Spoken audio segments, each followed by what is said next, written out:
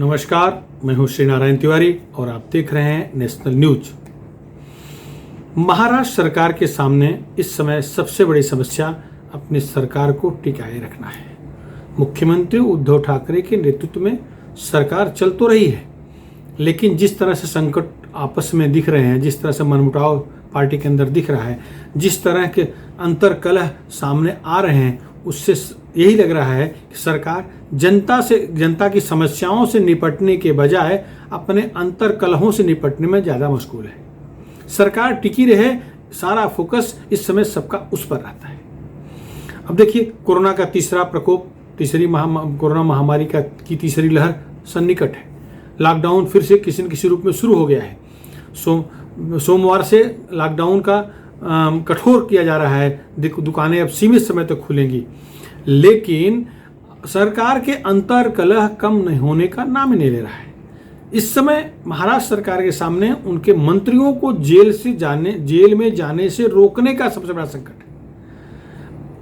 पूर्व गृह मंत्री जिनके हाथ के नीचे पुलिस होती है, खाकी वर्दी वाले होते हैं, ऐसे गृह मंत्री अनिल देशमुख आज खाकी वर्दी से भयभीत दिख रहे हैं। स्थिति यह है कि उनकी कभी भी गिरफ्तारी हो सकती है।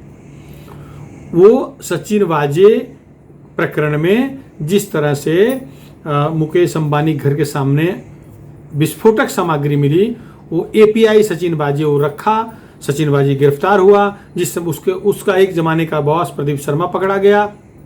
इन सब के बयान, इन सब ने और 3-4 और पुलिसकर्मी अरेस्ट हुए। इन सब के बयानों में लगभग अनिल देशमुख का नाम है। मामला ब्लास्ट का था। मामला देश के सबसे बड़े उद्योगपति के दरवाजे पर जिलेटिन रखे जाने का था। इससे एनआईए भी सक्रिय हुई, जांच एनआईए कर रही है। सीबीआई को हाईकोर्ट ने जांच करने का आदेश दिया, क्योंकि इसमें एक हत्याकांड हो गया है, मनसूख हत्याकांड हो गया है, उसकी जांच भी हो रही है। मामला आर्थिक है, विदेशी फंडिंग का भी संकेत मिला है, ईडी भी जांच कर रही है। पैसे का हेरा फेरी है, इसलिए ईडी आ गई है।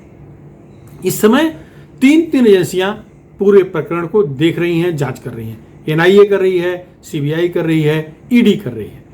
तो अब जो सबसे बड़ा संकट सरकार के पूर्व मंत्री, राष्ट्रवादी कांग्रेस पार्टी के बड़े नेता अनिल देशमुख के सामने खड़ा है, वो ईडी की इंक्वायरी का है। ईडी किसी भी समय इन्हें गिरफ्तार कर सकती है। शनिवार को इनको बुलाया गया था जांच के लिए, ईडी मुख्यालय नहीं आए।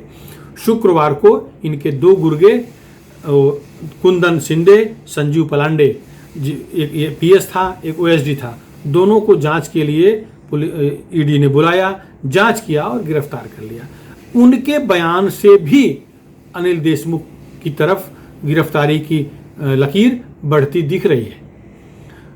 सचिन वाजे, प्रदीप शर्मा, कुंदन शिंदे, संजीव पलांडे, इसके अलावा और 4 जो पुलिस वाले अरेस्ट हुए हैं, एपीआई काजी, ये सभी के बयान में कहीं न कहीं 1 नंबर का नाम आया है। 1 नंबर कौन है? तो गृह मंत्रालय का, होम विभाग का, पुलिस विभाग का 1 नंबर की उनका मंत्री होता है, कोड भाषा में 1 नंबर। अभी जो वाजे ने बयान में कहा था, वाजे ने सीबीआई को भी, ईडी को भी, एनआईए को भी दिए बयान बताया था कि वो 100 करोड़ का टारगेट उन्हें गृह मंत्री ने दिया था, तत्कालीन गृह मंत्री दिया था। अब 100 करोड़ वाला मुद्दा बंबई के तत्कालीन पुलिस कमिश्नर परमवीर सिंह ने भी अपने मेल में, मुख्यमंत्री को लिखे मेल में उद्धृत किया है। वो मेल राज्यपाल के पास भी गया है। तो उस मेल में भी 100 करोड़ बार रेस्टोरेंट, जो 1760 बार रेस्टोरेंट मुंबई के हैं, उनसे वसूलना है महीने में 100 करोड़ और गृह मंत्री को देना है। ये बात वाजे ने भी कहा है। ये किसी न किसी रूप में प्रदीप शर्मा के बयान में भी ये मुद्दा आया है। कुंदन शिंदे, संजीव पलांडे आदि के बयानों में भी ये बात आई है। परमवीर सिंह ने कह दिया है। अब ईडी इनकी तरफ बढ़ती नजर आ रही। अभी तक शनिवार को जो बयान देने नहीं गए, उनके वकील जयंत पाटिल ने समय मांगा। मंगलवार को फिर से बुलाया गया है। मंगलवार को जांच के लिए ईडी मुख्यालय अनिल देशमुख जाएंगे। हो सकता है गिरफ्तारी हो जाए, हो सकता है जांच के लिए और क्रम चले, घर भेजे जाए, फिर बुलाए जाए। आपको एक बात बता दें, शनिवार को इनके 3 ठिकानों पर सुबह सुबह छापे पड़े हैं। इनका जो मुंबई स्थित घर है सुखदा में, पर्सनल फ्लैट है, सुविधा सारे मंत्रियों विधायकों के बंगले फ्लैट हैं बड़े बड़े, वहाँ छापा पड़ा। इनका जो सरकारी आवास था मुंबई का, वहाँ ज्ञानेश्वरी बंगला जहाँ गृह मंत्री के रूप में रहते हैं, ज्ञानेश्वरी बंगला, और नागपुर का इनका निजी बंगला, एक साथ पुलिस ईडी की एजेंसियों ने छापा मारा। बड़े बड़े अधिकारी शामिल थे और सब जगह पर स्थानीय पुलिस को कदापि सूचित नहीं किया गया। सीआरपीएफ की टुकड़ी लेके गए हैं सब, भरपूर मात्रा में सीआरपीएफ थे, उसमें बड़ी संख्या में महिलाएं थी, क्योंकि उनका इनपुट था कि महिला झुंड आकर के मामले को प्रभावित कर सकता है, तो उनसे निपटने के लिए बड़े पैमाने पर महिला सीआरपीएफ जवान अधिकारी गए थे। जेंट्स भी खूब थे। स्थानीय पुलिस को छापा पड़ने के घंटों बाद पता लगा कि छापा पड़ा है, उनके पूर्व गृह मंत्री का छापा पड़ता है और पुलिस को मालूम नहीं। और ये इतना आसान नहीं है कि दब जाएगा। उनके दोनों कुंदन शिंदे, संजीव पलांडे गिरफ्तार हो गए, दोनों गुर्गे उनके थे। इसके बाद शनिवार को हाजिर होना था, इनको बुलाया गया और नहीं आए। अब स्थिति ये बन रही है कि जो बयान सचिन वाजे ने दिया था वही बयान कुंदन शिंदे, संजीव पलांडे ने दिया है कि 1 नंबर को पैसा जाना है। और इनकी एक संस्था साई शिक्षण संस्थान नाम की है, एनजीओ है, जिसमें 4 करोड़ 18 लाख जमा हुआ है। 4 करोड़ 18 लाख जमा हुआ है और वो एक फ्रॉड कंपनी के मार्फत, माने 4 ऐसे छोटी छोटी कंपनियां गठित की हैं जो सेल कंपनी कहलाती हैं, फ्रॉड कंपनी है। उन लोगों ने इस संस्थान को डोनेट किया। अब उन लोगों को पैसा कहां से आया? तो जो आरोप वाजे लगाया, कुंदन शिंदे ने इशारा किया, संजीव पलांडे ने बयान बताया, वो पैसा उधर जा रहा है, ये स्थापित होता दिख रहा है। इनको बचाने के लिए पूरी राष्ट्रवादी की टीम लगी हुई है। जब पहली बार आरोप लगा, पुलिस कमिश्नर परमवीर सिंह का मेल जब चर्चा में आया, तो शरद पवार जी एनसीपी के सर्वा दिल्ली में दो प्रेस कॉन्फ्रेंस लिए और देशमुख को निर्दोष, एकदम शुद्ध, पवित्र बना करके सिद्ध कर दिए। अभी छापे के बाद भी मीडिया के सामने शरद पवार जी आए, अभी भी वो यही पक्ष ले रहे हैं कि केंद्रीय एजेंसियां सता रही हैं। ये सारे जो प्रमाण दिख रहे हैं ये उन्हें नहीं दिख रहा है, ये सब केंद्रीय एजेंसियां सता रही हैं, यही दिख रहा है। सारे तार सामने दिख रहे हैं, लेकिन शरद पवार जी अभी भी स्वीकार करने को तैयार नहीं है, क्योंकि वो अभी सबसे लाडला उनका ये मंत्री माना जा रहा है, क्योंकि ये गृह मंत्रालय दिया गया था। अब आगे अगर इनकी गिरफ्तारी होती है तो क्या बयान देंगे, इस पे बहुत कुछ निर्भर करेगा। कहीं नार्को टेस्ट ना हो जाए, नार्को टेस्ट होने के बाद बहुत कुछ बाहर आ जाएगा। तेलगी घोटाला में नार्को टेस्ट हुआ, सारे के सारे महारथी जेल में चले गए, पुलिस कमिश्नर तक जेल में चले गए। तेलगी स्टैम्प घोटाला की जानकारी आपको याद होगी।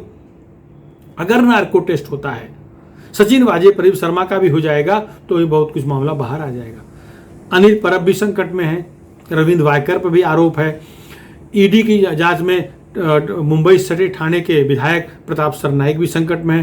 प्रताप सरनाइक ने पत्र भी दिया है कि वो भाजपा से मित्रता कर लें, शिवसेना भाजपा की पुनर्दोस्ती हो जाए, जिससे ईडी की जांच से बच जाए, ऐसा भी आशय निकाला जा रहा है उस पत्र का।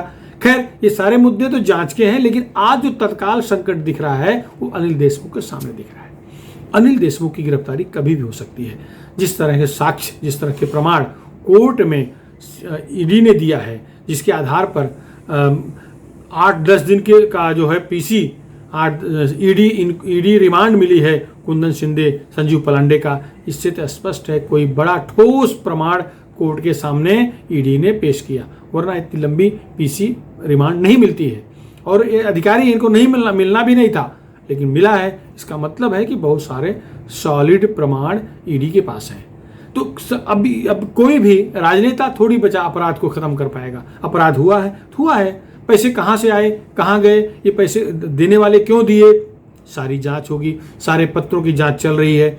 कोर्ट के सामने जब पेश होगा तो न्यायपालिका इसे प्रमाणित करेगी ना, न्यायपालिका तय करेगी कि अनिल देशमुख निर्दोष हैं कि सदोष हैं।